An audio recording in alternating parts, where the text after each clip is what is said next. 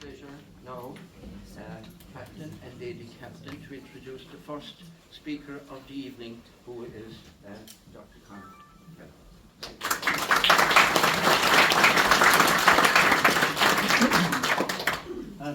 Thanks. I am Con Kelleher, and in golf circles I'd be known as Mickey Kelleher's brother, and rightly so. That I played a bit of golf, not very well. Hopefully I'll be able to speak a bit better about golf than I played it. To put something like this together, it takes a lot of cooperation, and I'd like to express my gratitude to Jim Morris in particular, Cathal O'Sullivan, who gave me access to the records, and which is much appreciated, and Kay O'Sullivan did a lot of work some years ago. Now, the next bit is to make the point that I'm not making this stuff up. As a pseudo-historian, I'd like to say you have to look at sources, and sources are minute books, Irish newspaper archives, and so on and so forth. I've spoken to various other people over the years. Now, at this stage, Mickey unfortunately died last year, and both Mickey and Anne gave a lot to the golf club. They also received a huge amount from the golf club, and that in essence is what the golf club is about. It's about the golf that we're talking is about golf in a local area. It's about socialisation, fun. You know, people, there is competition, there is avenues for excellence and everything. And before I leave this, I'd like to express my own sympathy, and I'm sure the sympathy of everybody here, to Carmel and Conor, the widow and son of Michael. Michael had just retired, and his death was very tragic, but Michael was looking forward to the next chapter in his life, and unfortunately his life was shortened, but he was getting stuck into the golf club, and that was going to be one of his big cards for the rest of his life, and I'd like to express my sympathy for that. Now, we'll park that now for the moment and we'll get on. By the way, I don't know if any of you know Norman Hunter. Norman Hunter was Jack Charlton's partner in when he was playing for Leeds at centre half, and his motto about forwards was that he'd get in his retaliation first. So all I'd say is that I'll get in my apologies first here tonight, like men, and that I'll try to be as brief as I can, but it's very long, it's quite wide, it's a bit complicated, and so on and so forth. Now, the first slide here shows the people on the left are the founding members. This photo was taken on the drive-in this year. Now, a couple of things to note about the founding members. They were all men. They came from the better off sector of society, and that was the nature of golf, more or less, in Macroom up as far as the 50s. Okay? Now, I'm not getting at anybody. I have my historian's hat on here, and my body plate like me, so please, I don't want anybody assaulting me either verbally or physically before the evening is out. This is the way I saw it, and it's based on research. Now, the course of my presentation, hopefully I'll get as far as the 1960s. We'll have a look at the background, and there was a precursor to the current golf club in Macroom, and hopefully I'll get as far as the 60s, and I have one or two bits after that then. After that, Jim Morris will speak about the golf club, and Margaret too, and what they say will be a view from the inside. I'm kind of giving a view from the outside. Now, golf or golf, and that up there is the exact origin of golf is not known. Golf is what the Dutch people called it when they played. Golf is a sport, but sport is as old as humanity. So the sport is played for many reasons, and I've listed some of them there. The Sumerians, who live where Iraq is now, they recorded playing golf 5,000 years ago, and so on, and various as you go down along. The Irish were not behind the door, because hurling was recorded up to 3,500 years ago, and everybody is familiar with the story of Cuchulainn. And legends, they were loosely maybe based on facts, but they dealt with a big expression. They wanted to show what a great people we were, and so on and so forth. Now, to get back to the Dutch again, the scene on the right, that's a sketch of people playing Calvin. Basically, the aim of Calvin was to put a small ball into a hole a distance away from where you started, the same as golf today. So you can see the similarity. They played it on ice and so on and so forth. And that, some people think that maybe Holland was the birthplace of golf. But the golf that we play and the golf that we know originated in Scotland. Okay? Now, this is a brief summary of the history of golf. Basically, it started on the east coast of Scotland. The first mention of it is in Leith, which is just outside Edinburgh, and so on and so forth. If anybody is interested in history, I would definitely recommend Rouse's book, Ireland and Sport, a History. And he made the point that golf clubs, from the very beginning, were places where men socialised, drank, and made deals. Again, you can see similarities with the current state of golf, and I'm not talking about drink, of course. Now, the other thing that happened, basically sport as we know it, as we experience it in modern times, really began about 1850, 1860, and 1870. It began in Britain, and that was for a reason too as well. The GA was formed in 1884, and other associations were formed around then. Now, what happened in 1850, 1870? What happened was that Britain had an industrial revolution. It changed from being a rural to an urban society very quickly, and they were very good inventors. They also happened to conquer a lot of the world.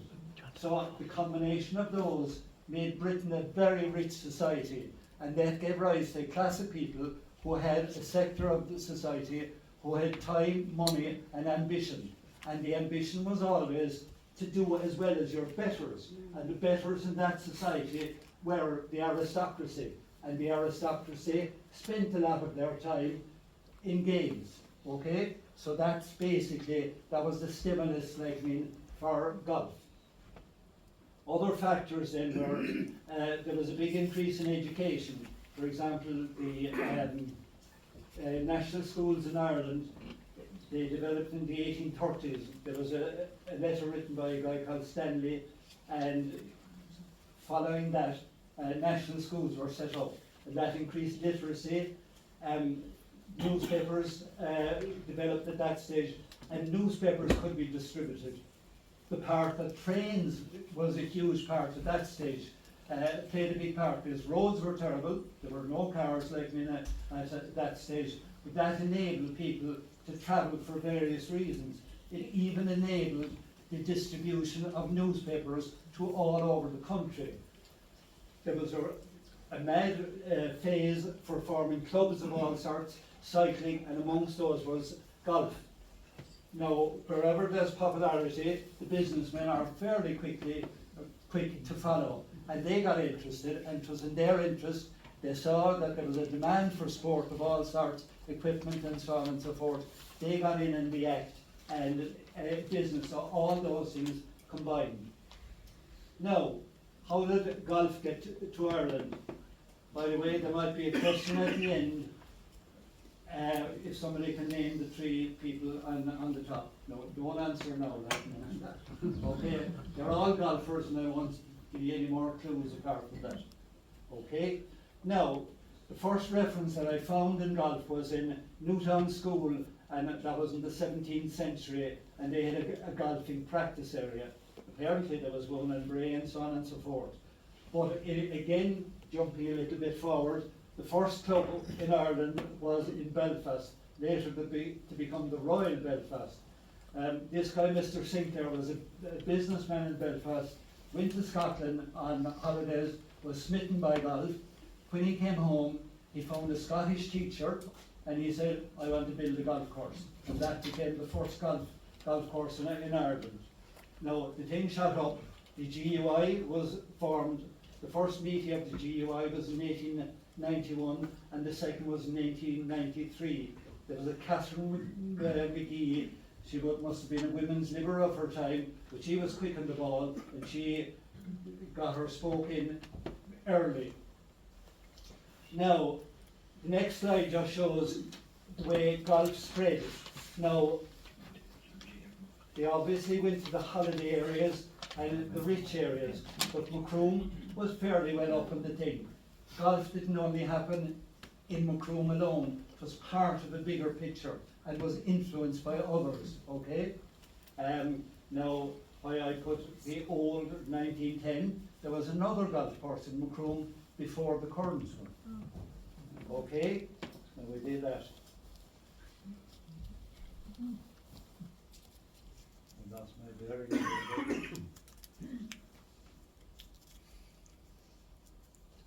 Now I'll just talk about the bit that's missing. Oh yes, here we are. Yeah, there was a golf course in Macroom, and where I found a lot of this information is there's a very good website called the Irish Newspaper Archive, and it gives you all the newspapers back. For example, the Examiner was founded in 1841, and you get great accounts of things like the famine, but it also gives you accounts of the various happenings.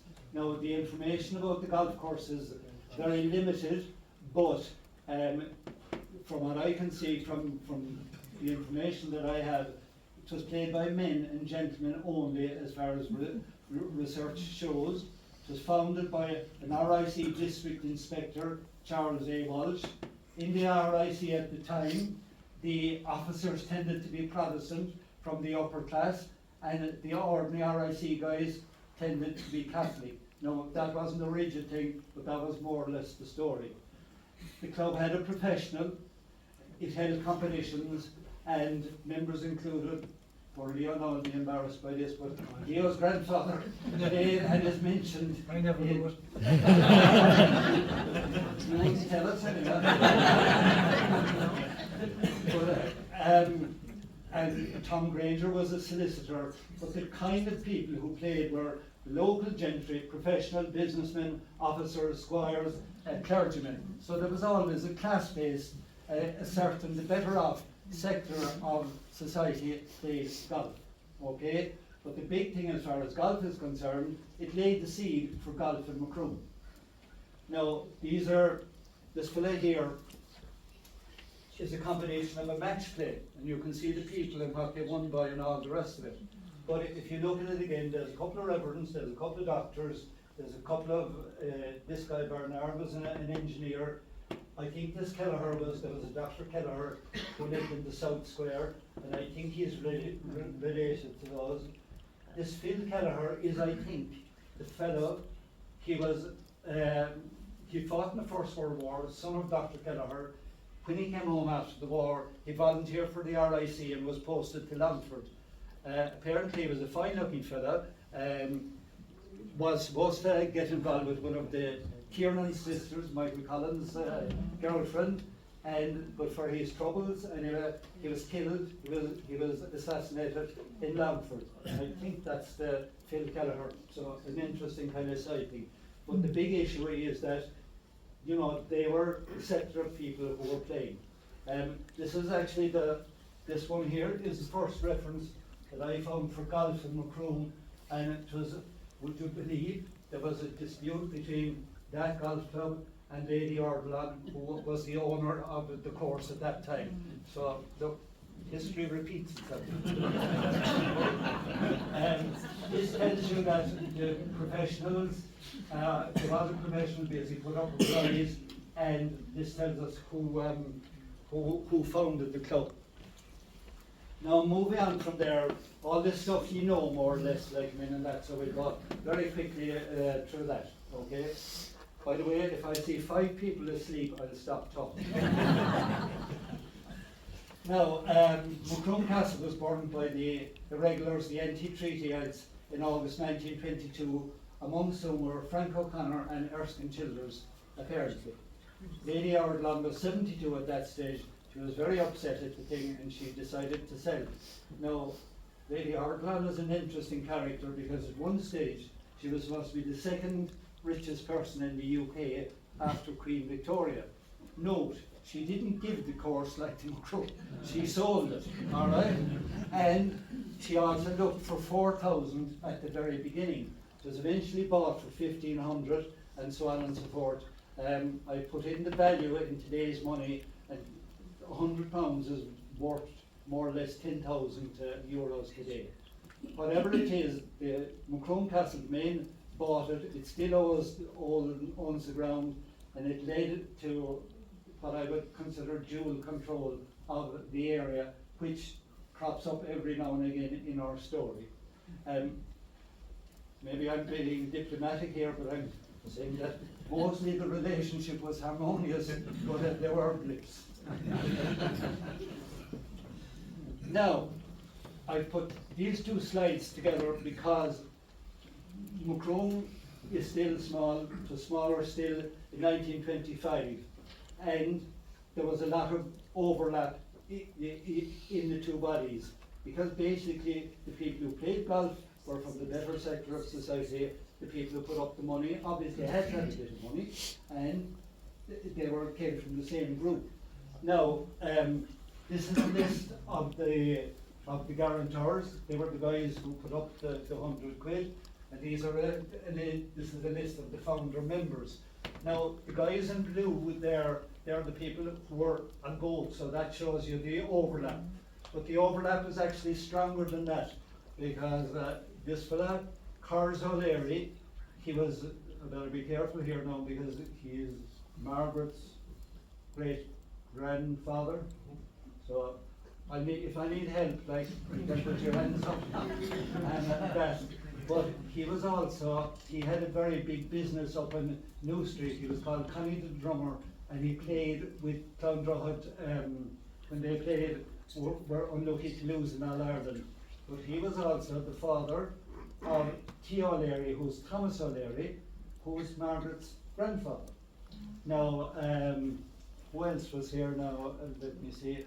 Dr. Kelleher was not a member. I put him in italics because I think he played in the first golf club, okay? The Purcells obviously have a very strong connection to the golf club.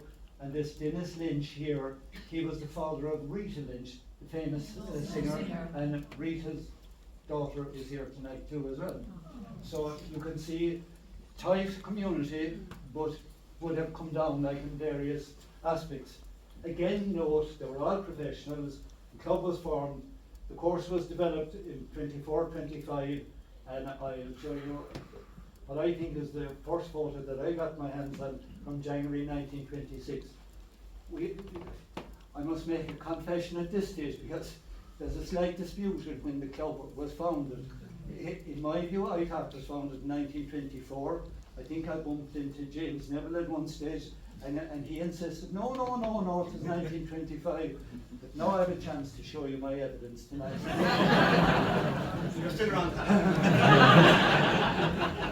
I can invite James to come up and unblack my pieces.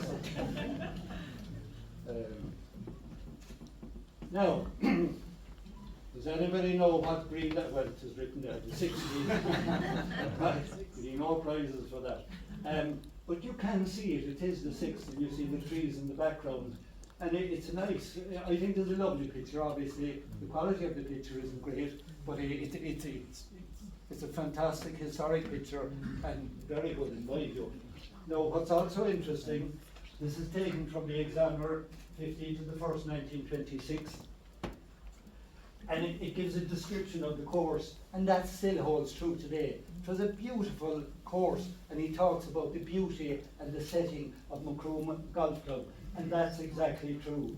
I have a poster of this up the back if anybody wants to read it, or if anybody is interested, I can give them a copy or whatever, like me and that. Now, this is my first evidence, number one. I think this says 1924. Okay? So I can almost rest my case after that. I think the bit on the left hand side as you read it is I think they were playing a game of 110.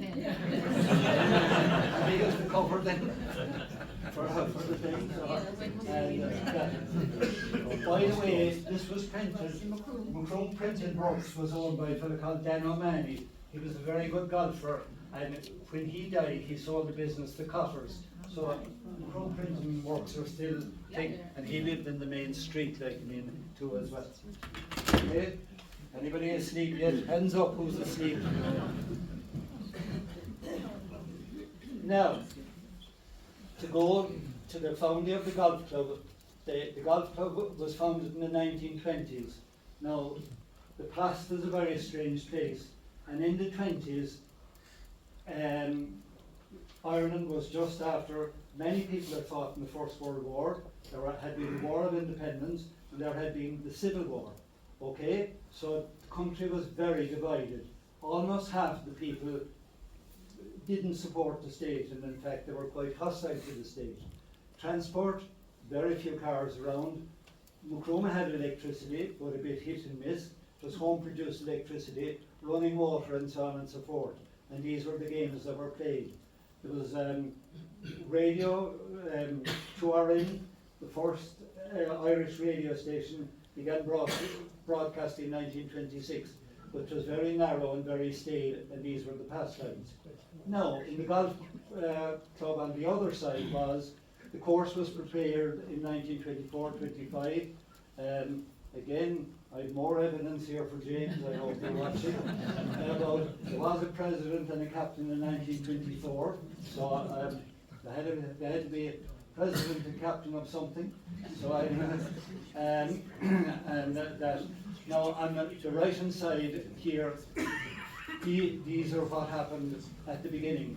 Again, note, like men, that men were full members and women were associate members, even if they were that, but they had no votes, and that was the big thing. Again, we've made this point over and over. One of the problems in the AGM in 1927 was that the grass was too long. Okay? Now, they had a problem with that because probably it was a good summer, but they weren't able to cut it because they didn't have mowers, the mowers they had were dodgy, and that. Okay? So their solution was to introduce sheep. Now, and also if you look at the group who introduced the sheep were the Castle Domain. Okay? Now, there is, one of the posters shows, and it is in several places around, that women took part in mixed foursomes as early as 1927, and in fact there's a list of some of the people who played in those competitions, and they must have been amongst the very first group of people who played golf in Macroom. So that's an important thing. Now, the 1930s was again a very Ireland was very poor. It saw the rise of fascism and so on and so forth, which led to the led to World War II. So Macroom was still very poor. The rugby club finished up, but good things happened in Macroom too as well. The Castle Cinema was open, and that's where the boys club was, and it's now part of the sports complex opposite the McEgan School. Now, Canon Barrett was a very significant figure in the club. He was a very significant figure in the parish because he was a very bright and brilliant man, had been a professor in Maynooth, and he had an interest in golf. When he came to Macroom, he became president, came in 1931, died in 1945, and became president and was a very strong figure. Other very important people in the club at that stage were John A. Shaughnessy and Dennis G. O'Brien, better known as Mutty, father of Joe and father-in-law of Mary. Now, what happened in his era was that the first clubhouse was built, and we'll see pictures of that, and that was regarded as a great advance, and indeed it was. men's competitions continued, and towards the end of the decade, in 1939, the club won its first serious competition. Now, the lady is affiliated, but I'll leave that bit to Margaret. Now, that's a slide of the acceptance of Macroom ladies to being part of the Irish Ladies Golf Union, so I'll quickly pass that too as well. The first lady captain was in 1932, Dr. May Toomey. We're wondering exactly who she was. I thought she might have been one of the Rockboroughs, the people who sold the land or who leased the land, but there are other ideas. And the first lady president didn't come until 1973, again making the point that maybe Macroom was generous in allowing women to play in 1927, but on the other hand, they didn't have a lady president until 1973. So it shows you, and that reflects the place of women in Irish society, and that was very much reflected in golf clubs too as well. And thanks be to God that has changed for mine. Okay, now that's an ad for the Geraldine Cup. I think that was put up by the Fitzgeralds. I think the Geraldine comes from the second bit of Fitzgerald, and the Geraldine is a feminine version of that. Now, that's a picture. I think that's a lovely picture. It's very grainy too as well, but it's a beautiful picture, and I think there are better ones around the place too as well. Now, that's a picture from the Irish Independent from 1936, and that was an open day, a men's open day. This guy here is Callum Barrett, and you can see he is maybe the boss, like me in the middle. Some of the first members, I actually got a document, and they're named, a lot of these people here, and they were amongst the very first golfers in Macroom. This fella here is Henry Murphy, and Henry Murphy, who had J.C. Murphy's now, and I think related to Catherine, one of our members. Okay, so he was a founding member. The guy next to him is Michael Brennan. They had a pharmacy. I'm not so sure that he'd be happy with the bookie shop there now. His sister wouldn't anyway. And his sister is there too as well. And that's Kitty Brennan. And she was the person, she was the first secretary of the ladies in Macroom. I think this is Noreen Collins, Noreen McSweeney, and one of these I think is Anna O'Shea. Okay? And the other figure who stands out for me is this fella here is wearing, I think, a cricket top, but he looks like a bit of a gas man, right? A gallery man, like, I don't know if you're with that. But again, it shows, like, in 1930, in the 30s were very poor in Ireland, the economic war, but that crowd looked all right. Like, okay. All right. Now, that's a picture, another beautiful photo, and that was the first team that won a significant outside competition from Macroom. Again, if you look at the people, this is John A. Shaughnessy, this is Father Warren, he became canon, this is Dennis Mutty Albright, Dennis McNamara, and this fella is Jim Fitzgerald. I think Billy is there somewhere. I think he's one of your Fitzgerald, is he, Billy? He was a doctor, is he? Yeah, right. He's a J. Fitzgerald. This fellow was a father O'Riordan. This fellow was an engineer, Devlin. This is Dan O'Mahony, the printer. And this is Jerry Mack. Jerry Mack.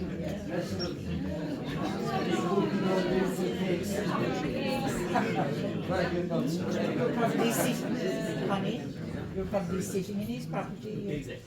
You're probably sitting in his property here. Oh yes, yeah, right. Right. Am I going on too much? Suppose you get the right answer. Now, in the 1940s, it was all about surviving, okay? So there was severe censorship in Ireland before with regards to books and films in the 1930s. The church really dominated, and for example, our good friend Canon Barrett, he was called to give witnesses when people were applying for dance license. And in one stage he came up with the quote, excuse me now, I've been in trouble with you. Anyway, but he described waltzes as close dancing, and he called them an abomination. Right, so there you are. Scarcities were very severe, and in 1947 there was an Arctic wind, very long winter. It was winter until about winter until May, I think, like it was snow, but it was very severe. So things were very tough for most people. Most people were very poor and had it very hard. Now, what was happening in the golf club? Competitions continued. Many good golfers such as Dr. Michael Cronin, he emerged and was a brilliant man and a brilliant person for the club. And he won a South of Ireland match in 1943. Poor Canon Barrett died in 1947. Matt Murphy, his father, became captain. But you can see here the Salon Cup is an open competition. There were 63 played, and that's inspired to get to 9 clubs. So they obviously had access to petrol. They were able to time, money, energy, the wherewithal to get there. Maybe I'm flogging this point too much, but there was a big disconnect between the people who played golf and the people, the ordinary people, the rest of the people, and that's unfortunately, that's what history tells us like about golf at the time. And I won't say like it or lump it, but that's the way it was from a historic point of view. Now, these are some images from the 1940s. These are the LDF. I think Dan Cronin's father was a member and has a medal. The harvesting was done by hand. This is the frugal comforts. And De Valera, in his famous statement, was talking about dancing at the crossroads. Okay, so that's the kind of society like that we were. But like that was the 1940s. Now, 1950s wasn't that much better either, like too as well. And in the 1950s, immigration was a huge thing in Ireland, and there was a wobble in the club. So we'll deal with the two things. In Ireland, basically, the government, up to that point, they put all their money in developing agriculture, but it failed to produce yield, and with the result that the country was quite poor. Okay, it failed to industrialise, and that left the country very poor, and there was very little opportunity for jobs. In the 1950s, out of a population of 3.5 million, 500,000 people left in that decade alone. Okay, so that was an absolutely huge number. Also, the people who left, they were young people, about the same number of men and women, and they often left as young as 14 or 15. So there was an era of doom and gloom, and immigration affected every part of the country, including Macroom. Now, what happened in Macroom in this period, there was the railway station closed, another bad mistake. There was an increase of cars and lorries, and they had quite a big lobby, and well, people weren't using trains anyway, but there were a couple of bright sparks. The Palace Cinema opened in 1953, and in 1954, the Castle Cinema. Macroom had 2 cinemas for about a year and a half, and Showbins came on the scene. Now, these might seem a bit facile, but they were very important in the time, because in the cinema, that was one of the few windows that the country had to the outside world, because there was no television in Ireland. Books were censored and films were censored too as well, but in spite of that, it was some idea. The Showbins then, that was a revolution in itself. The Clipper Carlton were the first crowd, and up to then in dances, the musicians used to sit down and play, and maybe had dress suits and so on. What the Clipper Carlton started to do is they got up and they moved and they put on a show, and that changed the the dancing in Ireland, and that went on, and that became part of a kind of a mini rebellion, or a mini breakout, like, I mean, of the thing. So in itself it's small, but it's very important.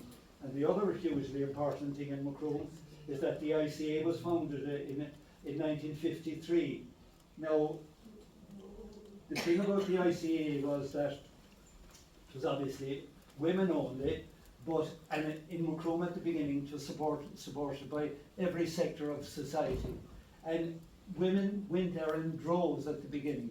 At their monthly meeting, they had about 95, 96 people attending. These women were dying because up to that point, the role of the woman, more or less, and this is a bit crude, was to bear and rear, and to rear good Catholics, produce a priest if you could, like me, and that stay quiet, do what your husband told you, and so on and so forth. So they were obviously dying for liberation, because this gave them an opportunity to get out of the house, get out of the home, meet socially, and they had great fun. If you read their records, absolutely, and a wonderful organisation.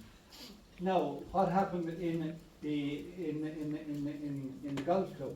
The golf club, of course, was hit by immigration, but like it seems to me, again, repeat point, there was a parallel existence.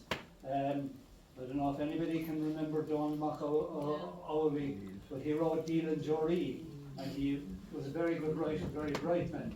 He remembers, he came from the west of Ireland, came from a poor background, but was forced to immigrate in the 50s. And when he was travelling in a train to Dublin, at one stage he passed and he looked out the window, and he saw guys in their white tops and bottoms playing cricket, and he remarked to himself was that the comfortable class could stay and play in Ireland, whereas he, on the other hand, had to take the boat over to England, which was very tough. That was the time where there was, what was it, no dogs, and no blacks and no Irish need apply. And here, this fellow was obviously a very bright guy who got no chance, and the country gave him no opportunity. Now, the other big issue for the golf club at this stage was there was a blip in the relationship between Castle Domain and the golf club. Okay, remember they were very well connected at all sorts of levels, and that the Castle Domain looked for money. Not sure of the figures, but the golf club talked us too much, and they dug their heels in, and they said, no, we're not paying it. So, and I had a sign up around the place, and one of the headlines in the local newspapers, Macroom Golf Club to wind up. Okay, so that's how serious it was. Now, what diffused the issue is that Dr. Michael Cronin and Father O'Keefe worked diplomatically, and they worked a solution. But the club did come very near to dissolution at that point. And the other big event that happened in 1956 is the West Cork Shield was initiated, and Macroom was one of 5 founding clubs. I think Skibbereen, Bandon, Kinsale and Glengarriff were the 4 others. So Macroom can take a bow for that. And that obviously has given wonderful entertainment to people, and it enabled connections between clubs. Okay? Now, there are some slides that outline the progress of the thing. Dr. Michael Cronin became captain the year after, and I don't think this is related, but Father O'Keefe was transferred, but I don't think they're related. But I think in general, Monsignor would give you a better version of this, but I don't think the bishops like the priests getting involved in local controversies, I think. But anyway, whatever, the issue was resolved, the club survived, and it's here today celebrating its 100 years. Now, when you're reading, there's a couple of figures who really stand out, like in reading the history of it and doing the research on the thing, and Dr. Michael Cronin was one. Their shop was in Main Street, and he lived in Mountain View. His father was both a founding member and one of the guarantors, and he was born into golf, but he was a completely natural golfer, brilliant golfer, made up scratch. And arguably he was one of Macroom's best ever golfers. Always very difficult to say, as you're talking about different times, equipment, etc. But he was very good, and he lost to Joe Carr in the quarter-final of the South of Ireland. But he knew all these guys, and he played against them like men too as well, and was well able to hold his own. He was involved, as I said, he was captain of Macroom Golf Club, twice captain of the Hinch. But the big thing, not only being a brilliant golfer, was a mainstay of the West Cork Shield, but was involved in saving the club in 1953. And the other thing that where he came into play very much was that he helped to set up the Macroom Scratch Cup in 1967. Now Jim will tell you more about this. It was unusual for a 9-hole course, etc. at the time. But because Michael Crone knew a lot of these people, he was able to get onto them and got them to play in Macroom, and it became a very successful event. That's my reading of the thing anyway. Okay, he was a true gentleman, had a big practice. He was a competitor of mine at one stage, so I've been very kind. But and this information was supplied by Letty and Peter and Kevin Hinton, who was here too as well. So I think he definitely deserved a bowl of us. Yeah.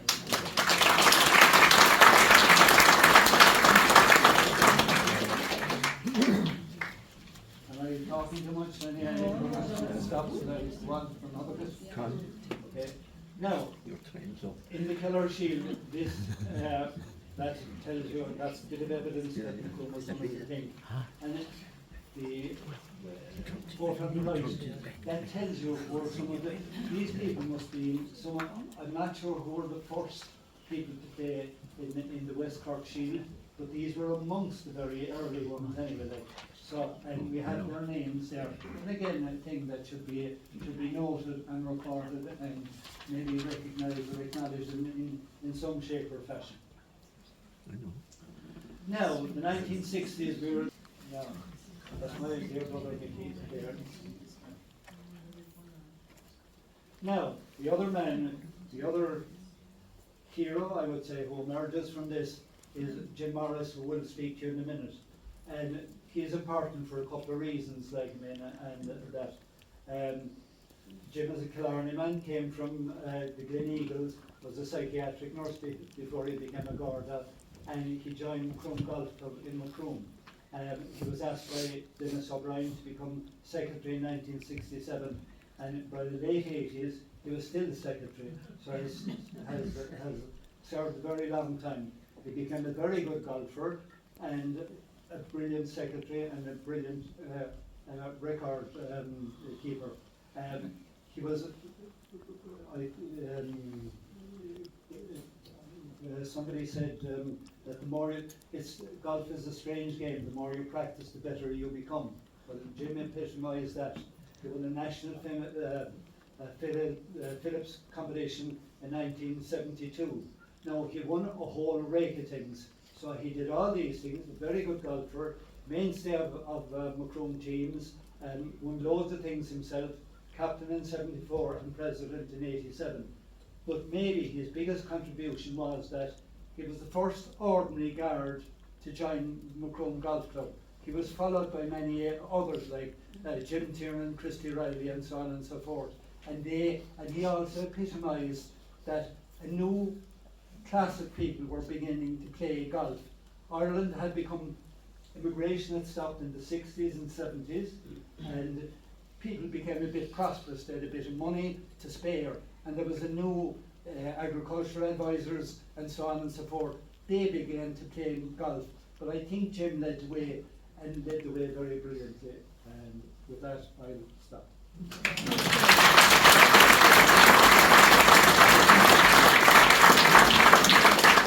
Hopefully you have forgotten any hard questions. And the other speakers. Thank you very much indeed, Colin. And to say that one small, and still the wonder grew that one small head could carry it all. Wonderfully researched, absolutely painstaking research. Thank you very much for that, Colin. But there will be thank yous later on done by special people. Now, our next speaker then, as far as I'm concerned, a non-golfer, I was one of the others, a non-golfer, but very happy to say I consider him Macroom royalty, Jim Morris.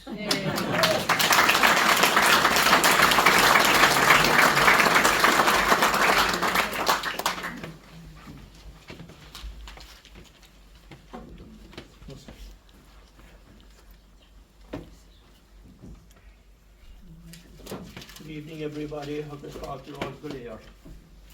The first thing I will say is that I joined this great club, Macroom Golf Club, in 1965. The fee back then was £6 and 10 shillings, and very good value. The treasurer was Father John O'Donnell, a local curate, and the captain was Father William Buckley. The president was John A. O'Shaughnessy, and who was club president from 49 to 71. In 1948, he donated the club cup for the men's match play championship of the course, and which has been strongly contested to this day ever since. He had also strong ties with Lahinch and Musgrave, but Macroom was always his number one. Enormous changes have taken place to date, and I just mentioned a few of the major ones, such as water installation to the front 9 greens in 1970, visit of Jimmy Broom to the course in 1970, building of a new shed, bunkers provided in the late 80s, upgrading of 18 holes in 94, and sand-based greens in 2005. Playing of scratch cups for the first time, Carroll's Pro-Am qualifying in 1984, and clubhouses old and new, and just a few other items which may be of some interest. So if you'll please bear with me for the next 10 minutes or so, and I'll go through them as quickly and as best I can. Thanks. Over the years, gradual course improvements are ongoing, such as the extension of tees, building of new tees, extension of greens, planting of trees, and much more. I must emphasise at this stage that voluntary labour played a huge role, as they did in other parts of club affairs, and still does today. The installation of automatic watering system to the greens on the front 9 holes was a major undertaking, installed by Avonmore Electrical Ministry at a cost in the region of £2,300. It was turned on in June 1970, and at that time it was reported that Macroom Golf Club was the first course in the British Isles to have such a system. And I might just say that the system was updated in 2000. And the captain at the time was Henry Wall, a man who had 2 rugby caps for Ireland. And the water fund eventually raised £500. Later on, a bond scheme was introduced, costing £10 per bond and redeemable after 5 years. A total of 263 bonds were sold, and there's one of those bonds in display here on the table on my right. Jimmy Broom visited our course in 1970 on request, as there were thoughts back then of building a par 3 hole up through the double rank right of the first green.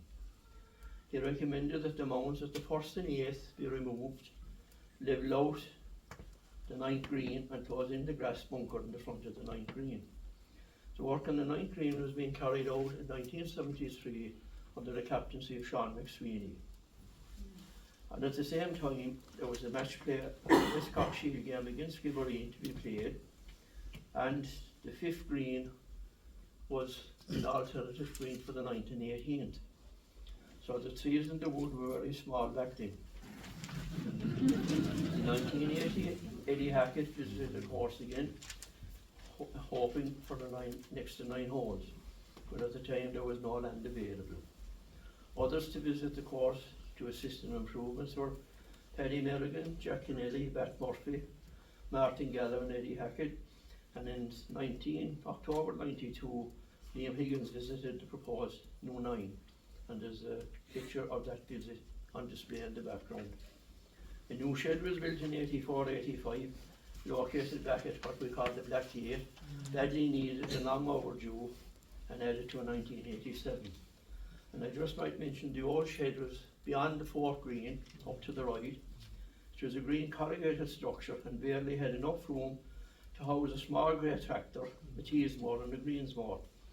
At the rear was a lean-to where the trailer was housed. It also provided a welcome shelter during the show for anyone doing a bit of practice. The gangmore was usually parked under the big tree at the back of the 9th green. Sand bunkers were provided in 87 and 88 at the 7th, 8th and 9th and the practice green right at the first fairway. This was regarded as a great addition back then. As rain come through was the upgrading to 18 holes, which was officially opened the 11th of September 94 by Tim O'Mahony, Toyota Ireland. The captains were Frank Lee and Mary Purcell. Presidents were Jim Quinn and John Cronin.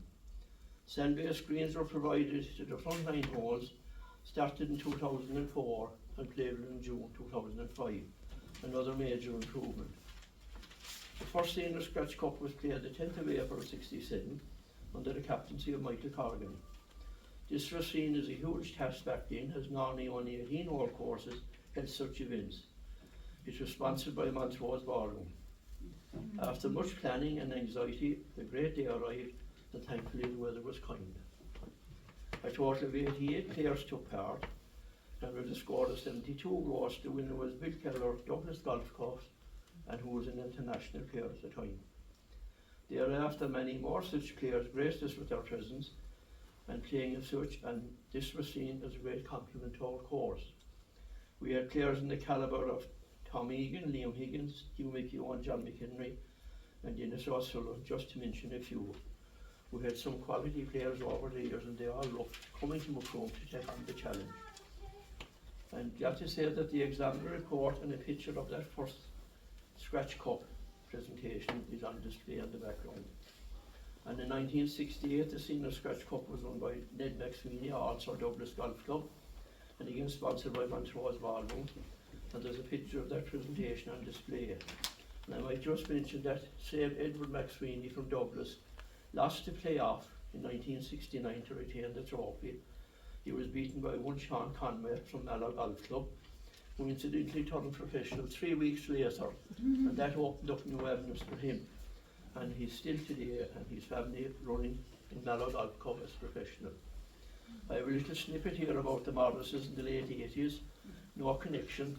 In 1987, John Morris seen them. He was affectionately known as JC.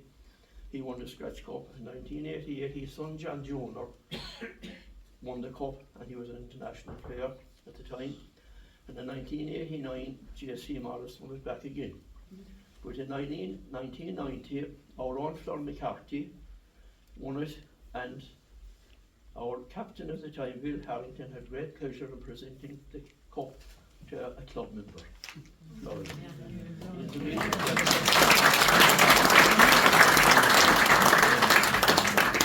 The Scratch Cup was first played in July 74. It was sponsored by Jerry Call and the White Horse in Ballincolly. 109 players took part, and this event proved so popular that it became a 2-day event for many years later, and the playoff on the Sunday evening. The winner was Sean O'Donovan, an 11 handicapper, Macroom, a left-hander, and a score of 78 gross. And a picture of that presentation is in the background. The first Scratch Cup, Junior Scratch Cup, was played on the 18th of August 74, sponsored by Bernie Sheehan, who was our club president in 1986. And the winner on that account there, with 95 players taking part, was Finbar Hayes, Bandon Golf Club, a 5 handicapper with a 73 gross. The club qualified to play in the Carlos Pro-Am on the 1st of August 84, played at Royal Dublin Golf Club, and a great achievement indeed. The team members were Michael O'Mahony, he was affectionately known, I think, as Brother Manny. He worked in Toyota. We had Michael J. Kelleher and Tim O'Callaghan. Their professional on the day was Ian Moosnam. The club captain was Jim Quinn, and the president was Tony Duggan. And the programme of that event, together with a picture of the team and supporters, is in the back wall, and there's a nice picture on the table here also of the team. Clubhouses. The original clubhouse was reportedly built in 34-35 under the supervision of Canon Michael Barrett, who was club president 33 to 48. And there's a lovely picture we've seen on the screen just up on the back wall there on the right. As I remember it, it was a wooden structure not very large, all white and small square windows, and situated around the south half of where the present clubhouse is. It will be well remembered for its lovely, cosy and homely atmosphere, especially when the fire was burning bright. Its fireplace was a centrepiece. Dan and Mrs. Downey tended in the barn now. As I recall, one of the high points of the year was on the first Friday of July each year, and which was known as Ladies' Day to the Mint. After the mixed foursomes, the ladies' committee served up a lovely meal and always proved a great social occasion. The apple tart was very good that day. Mixed foursomes are always a fantastic opportunity to come together and celebrate the spirit of a club, where members can relax and enjoy themselves. The ladies' committee also served catering services for West Cork Shield games and other events as required. At an EGM in May 72, it was agreed to build a new clubhouse adjacent to the old one. The captain was Dick Goggin, and Creative Stores Cork undertook the project at a cost in the region of £14,500. It was officially opened on the 20th of October 73 by Frank Casey, Munster Branch, and accompanied by Dick Barry, who was a long-time provincial secretary and was a great friend of Macroom Golf Club. Mr. Jerry Orderman, the Macroom Urban District Council, was in attendance that night, and in his speech he mentioned the prospect of an 18-hole course. I don't believe that anybody present that night ever thought it would become a reality, but thankfully it did 21 years later. The captains were Sean McSweeney and Mary Dempsey. Presidents were Sam J. Swanton and Anna O'Shea. The present clubhouse was officially opened on the 28th of September 97 by Mr. Percy Shannon Mallow, and who was president-elect of the GOI at the time. The captains were Martin Long and Kitty Horgan. Presidents were Michael McElroy and Kay O'Sullivan. Michael McElroy's President's Prize to the ladies was held the same day, which was won by Elmarie Long. It was also All-Ireland football final day. The club was affiliated to the Golfing Union of Ireland in 1927. Professional tuition was always made available to all members over the years. Sheep grazing up to the early 70s, sheep were grazing on the court, and this necessitated our greenkeeper Jim Neville to come to work at weekends. Jim Neville was our greenkeeper from 1960 to 1994. Charity donations, the club was always very generous to charitable organisations and often ran off weekly competitions for the more deserving causes. Club outings, the club members enjoyed outings to Duke's Water and Killarney over the years.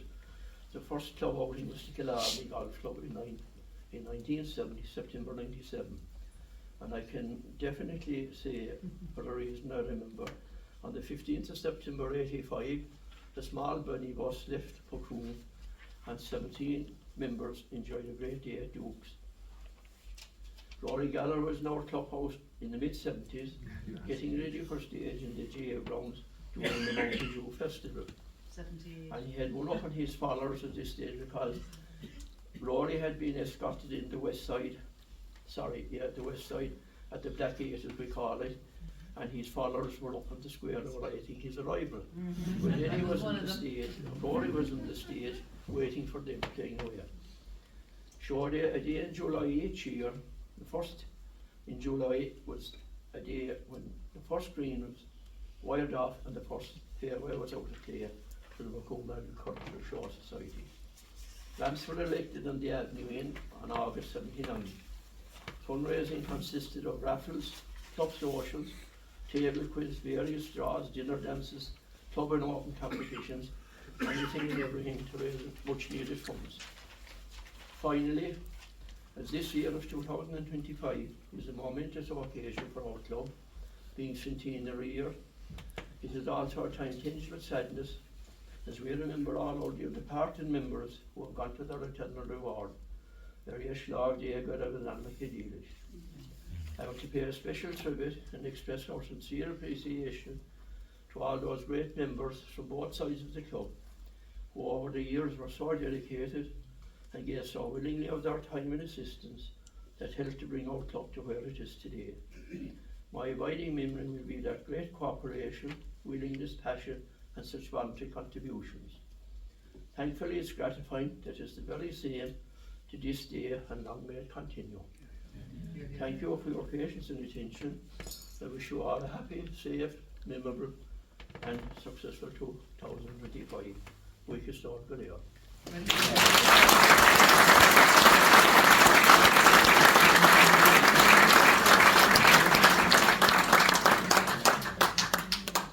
Thank you very much indeed, Jim Morris, and all this, as I said, a gentleman. Now, we're probably going to have to crave your attention for about an extra 15 minutes beyond the 9:15, because what we have to say is still you're going to find tremendously interesting. So I'm going to call on a lady now who was captain in 1990, and that's Margaret Guthrie. Well done.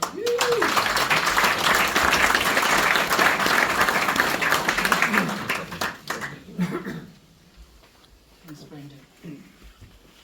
Well, I think what I'm going to speak on really is the progress and influence that women have had in the club.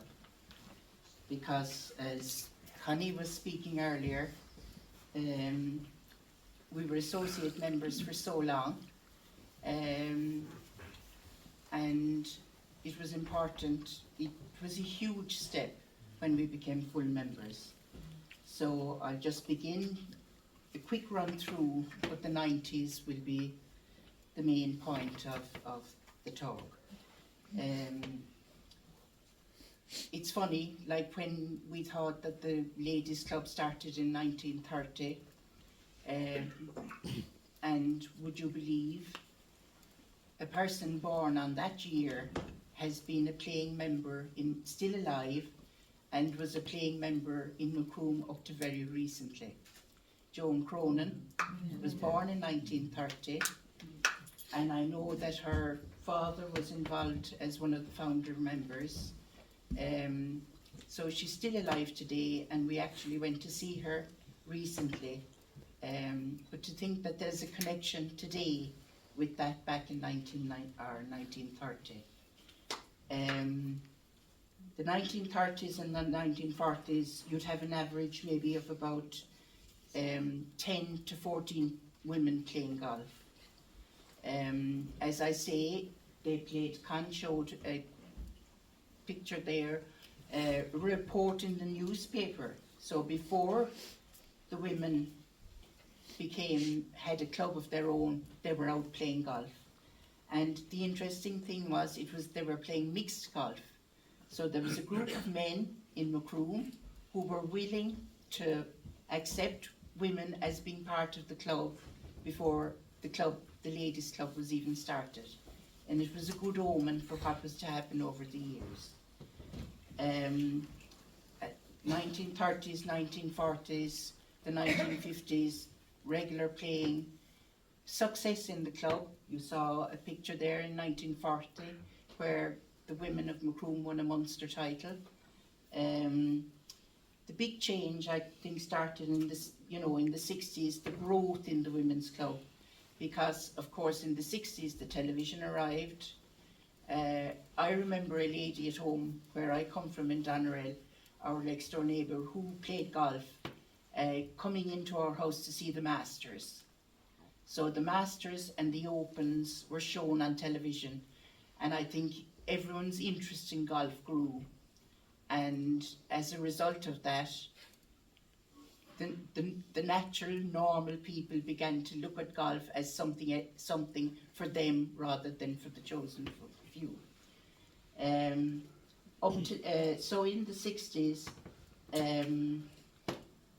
the membership increased and on into the 70s, and by the late 70s, now we had a 9-hole course, and Jim spoke there about 85 people playing.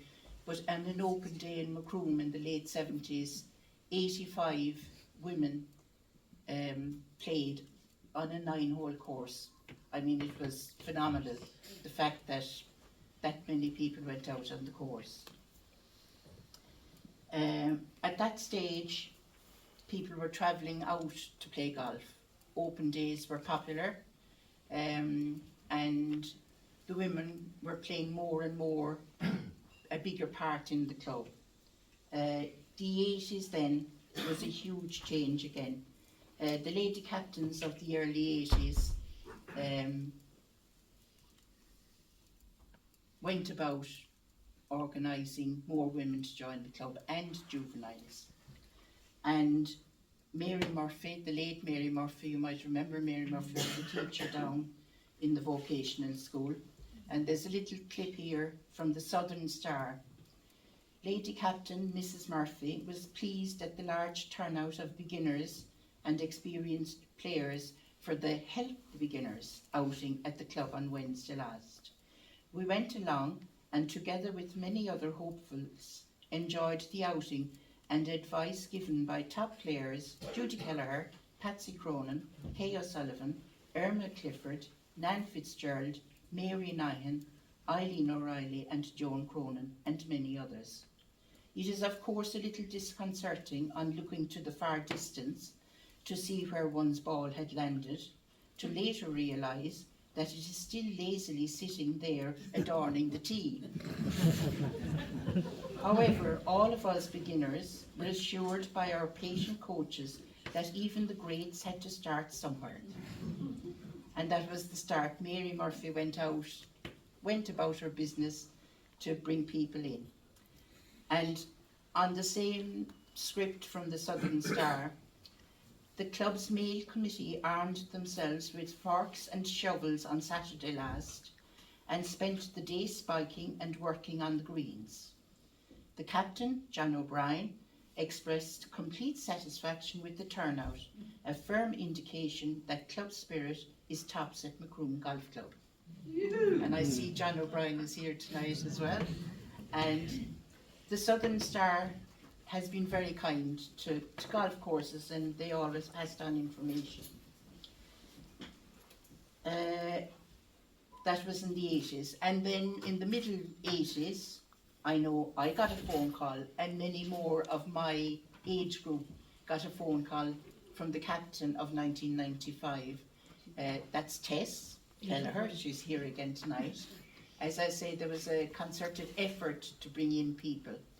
And I answered the phone. You're a young married woman in town, come and join the golf club.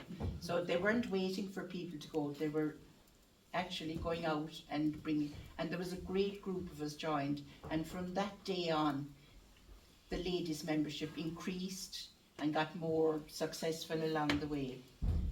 Some of those early girls that Mary Murphy brought in to the golf club, and even before that, Geraldine Galvin, our present lady president, joined as a young girl. Maura Ford is here somewhere. The Creedon girls in New Street, they were all brought in as young girls to increase and help the golf club out. So Tess, I'm here because of you today. Again, in the middle 80s, there was great connection between the men's club and the ladies' club, and we were fortunate to have three very good golfers at the time. Let's second out, I find it. Representing Macroom, the Irish Times began to sponsor a club competition for Crumlin Hospital. And in the second year of the running, the people that went from Macroom were Jim Morris, who was the secretary at the time, Jimmy Lynch, captain, and Veronica McMahon. The late Veronica McMahon was lady captain. And they made the headlines in the Irish Times. Dermot Gilleese, who is a great sports writer and has written very many books on golf and everything, wrote about the Macroom team. The Macroom performance proved that honorary secretaries, while being key officers at club level, are also capable of I don't need my glasses, but I have to. Capable of extending the influence to the playing of the game. Jim Morris emphasised the point by shooting 13 gross pars and a gross birdie of a handicap of 7. Indeed, he made a splendid personal contribution of 7 net birdies, 5 of them on the back 9, which he covered in 1 under par gross. His best effort.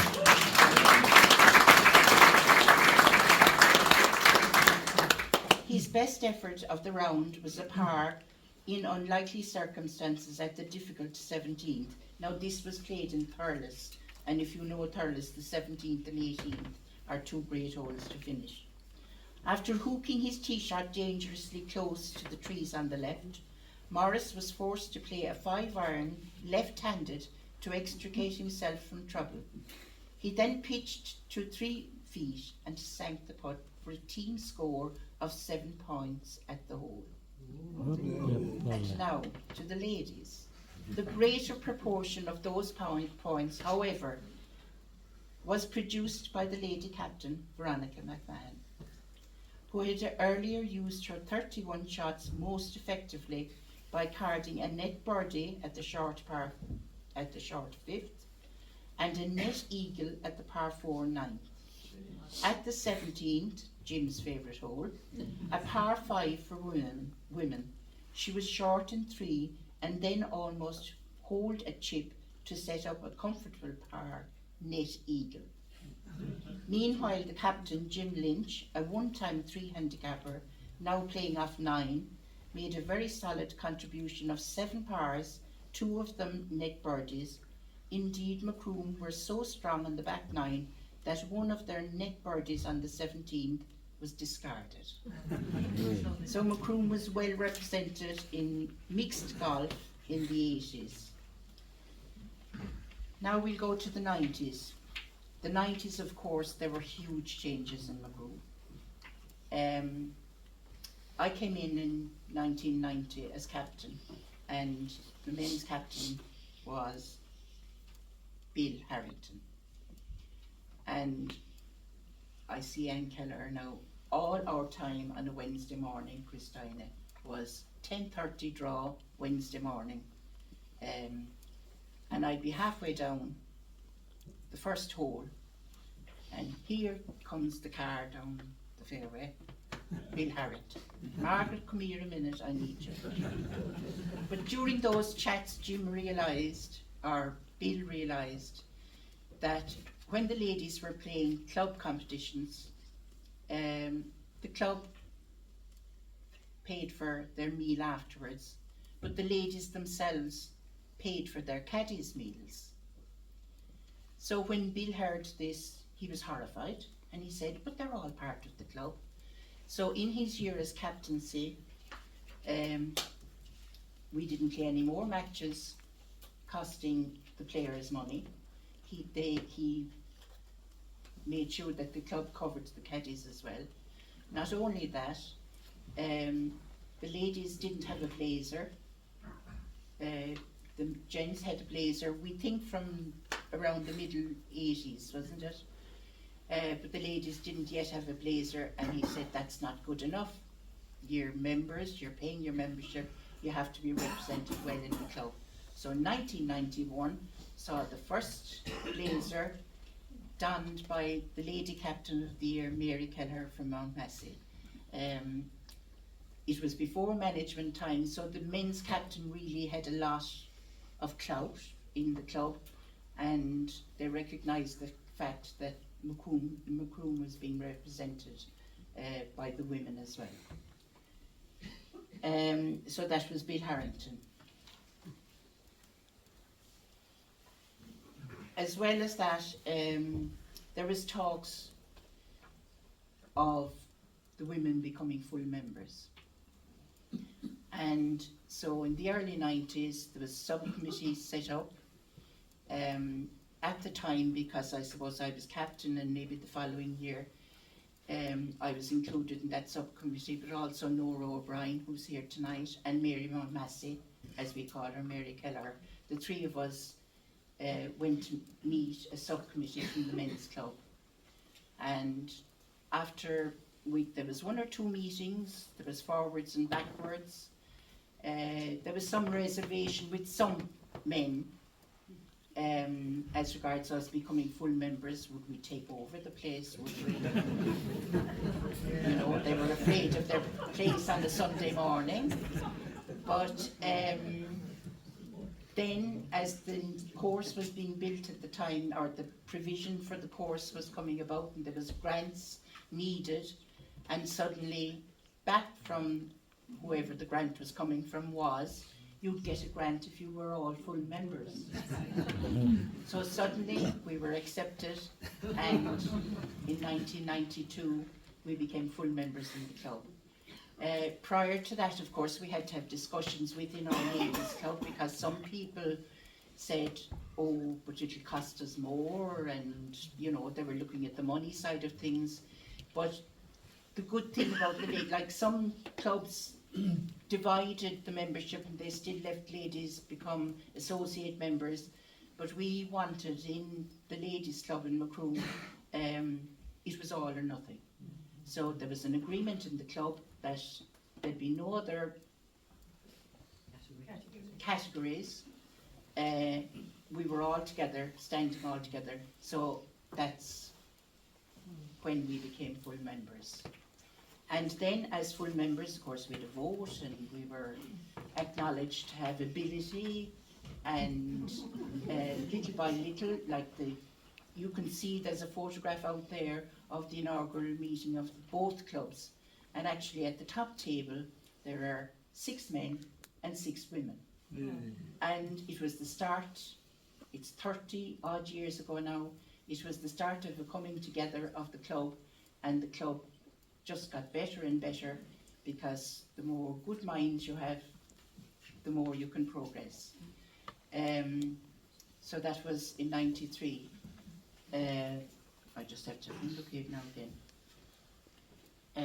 Then the new course and the combined clubs, we had a lovely new 18-year-old course, and got to, over the next 2 years, suddenly we said we'd have a new clubhouse. We needed a new clubhouse. 1996, the clubhouse was being developed, and after all the years of being associate members, suddenly at the top table, as chairperson for all the work of that year, we had Mary Purcell as chairperson. We had Kitty Horgan as secretary of the management committee, and I was actually treasurer of the management committee. So there's a photograph of Mary and Cumna Construction signing the contracts for the building. Building the clubhouse, we had a great year. You're down there somewhere. To make sure that everything was okay, we visited other clubs. I always remember going to Kinsale, and they said, don't build the same clubhouse as we built. Tell your architect, build a square room. And so we bought the furniture. We went to the furniture, Drummond's furniture in Blackpool, to the bar furniture place. We bought tiles. We did everything. And funnily enough, I found this at home recently. There's just one thing that I'll say was, for the carpets and floor coverings, for the locker room, seating and lockers, gents and ladies, we were allowed in the building contract 18,960, and it cost us 5,000.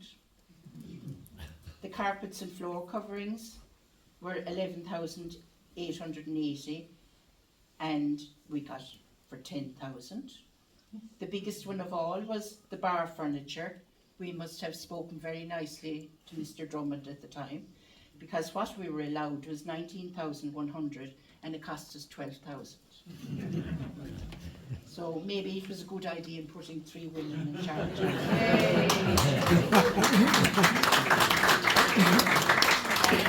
Olaf Maxwell was the quantity surveyor at the time, and he was so delighted at the end of it all, he said we came in under budget. So we were lucky, the club was lucky, that there was a few people around that. Another big thing in the ladies' club was you saw probably in some of the slides. If you were a single lady, you got your name. But if you were a married woman in the club, you became Mrs. Tom or Mrs. William O'Connell. And now when you're doing research, you'd say, which one was she or whatever she was. It was just, but you weren't recognised as yourself, you were recognised as someone's wife or someone. And that was the normal run of the mill at the time. But Claire Howrahan was an Irish international golfer, a great golfer for Ireland. And as she was playing her golf, you know, she began to thought of equality. This was in the 90s, at the start of the 90s as well. And she said, enough is enough, she said. We have to recognise people. And I only learned that recently about Claire Howrahan, because when I was coming in as lady captain, someone over in the clubhouse said, what name will we put on the board? And I didn't think, I said, I suppose Margaret Buckley. And it's only now, if you look at the board the next day that you're going up in the clubhouse, and prior to 1990, you have Mrs. Tom or Mrs. Bill or Mrs. whatever.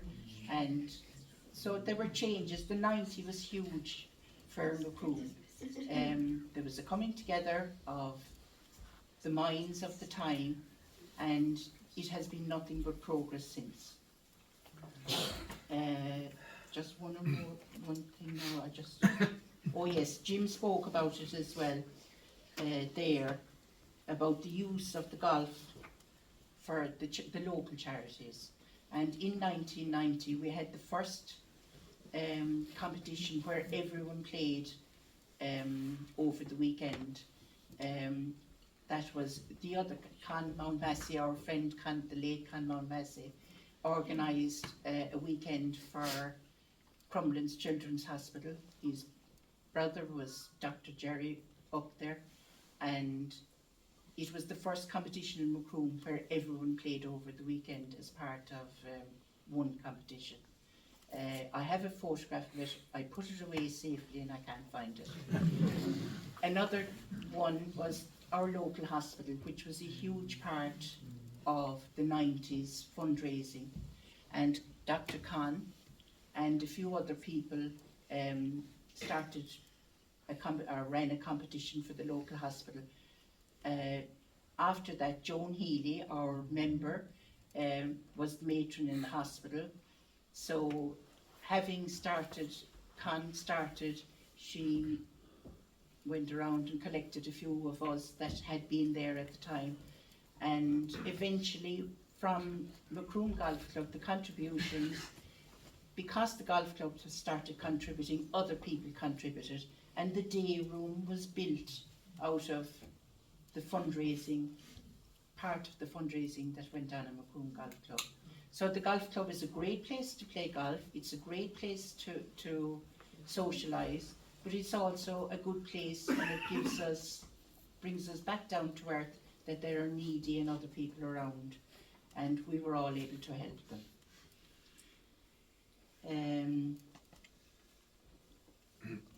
One thing I'll always remember, and Jim will probably think of this now as well, is before the advent of our mobile phones and the internet and everything, the Cork Examiner, the results going out on a Tuesday, everyone bought the paper on a Tuesday to see who was after winning or who was after our thing. And the one thing was, if you didn't get the results in time, do you remember that? Like there was a limited time on Sunday night that they had to be in. And I'll tell you this much, if you didn't get the results in time when you were the handicap secretary or the competition secretary, there'd be questions asked on Tuesday, where are the Macroom results? So there was funny things, there were joyous things, there were sad things, but it's one great place to make friends and to keep friends. Thanks, Margaret. Okay.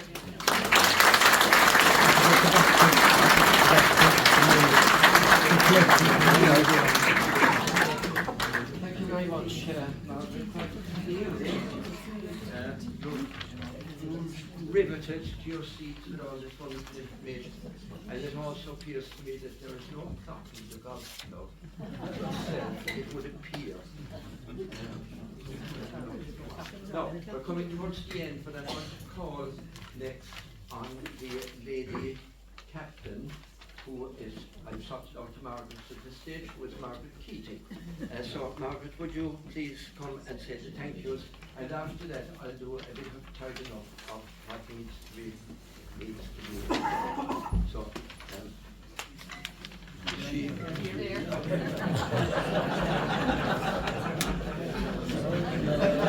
That's how you will be.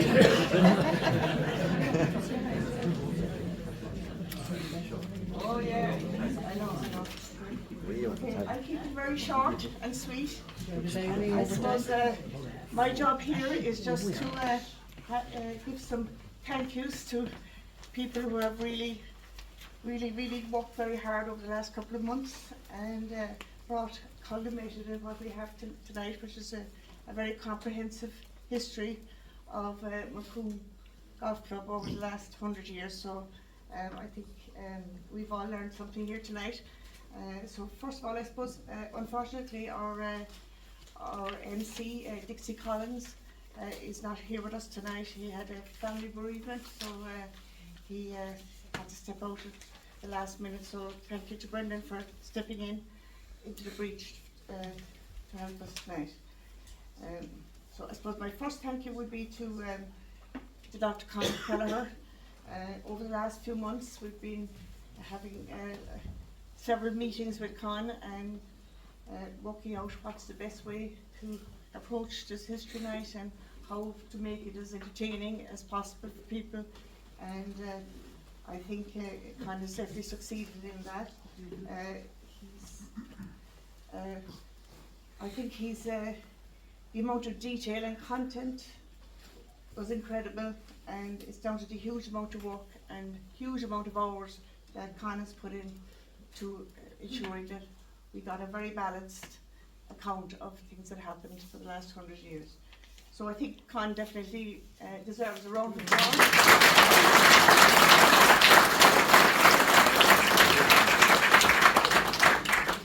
And it has been a pleasure to work with Con over the last number of months. So thank you very much, Con. So to Margaret and Jim, the stalwarts of our club, thank you for all your hard work and diligence in imparting so much information and a wealth of knowledge to us that I for one didn't know a lot of it, and I'm sure a lot of you didn't know it as well. So I think thank you very much. The amount of hours and work that they've put in has been immense, and I think they really deserve a big round of applause.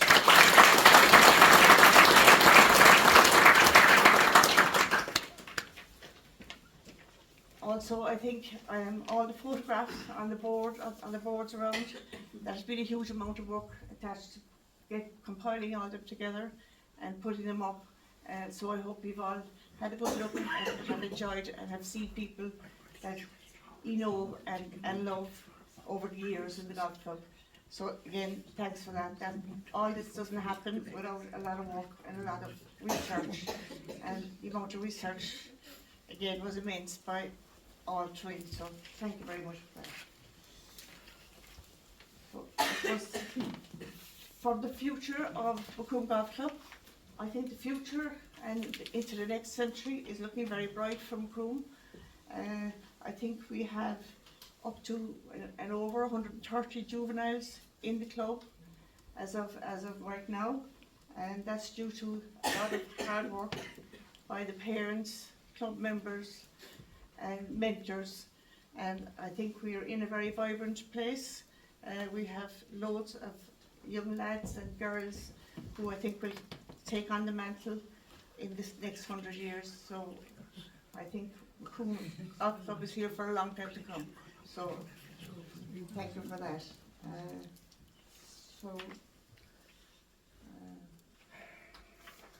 Okay. So again, thanks to the Castle Hotel for giving us the opportunity to hold us here. I think, and thank thank you all very much to everybody who has come. It's a great number. We didn't expect such numbers, and the support that we've got has been immense. So again, thank you very much to everybody, and I'm sure you're all looking forward to a cup of tea and a few questions and answers. I think Con and Margaret and Jim will be quite happy to answer any questions, and I know that we're all more knowledgeable leaving tonight to be wherever we came in. So again, thanks very much.